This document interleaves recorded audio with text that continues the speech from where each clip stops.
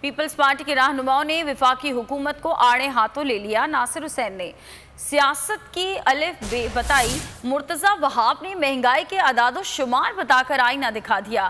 وزیر تعلیم سعید غنی نے کہا کہ وفاقی حکومت ہمیشہ مسخرہ پن کرتی ہے۔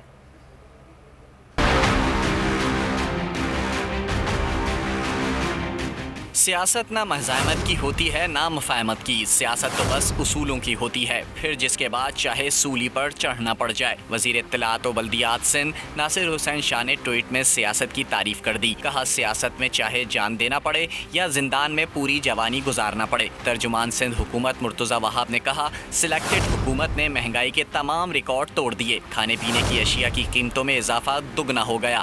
بدترین مہنگائی پر حکومتی ترجمانوں نے خاموشی اختیار کر لی ہے، ایسی حکومت کا اقتدار میں رہنے کا حق نہیں۔ وزیر تعلیم سندھ نے اس تاثر کو غلط قرار دیا کہ پیپلز پارٹی نے کراچی کو کچھ نہیں دیا۔ سعید غنی نے کہا وفاقی حکومت ہمیشہ مسخرہ پن کرتی ہے۔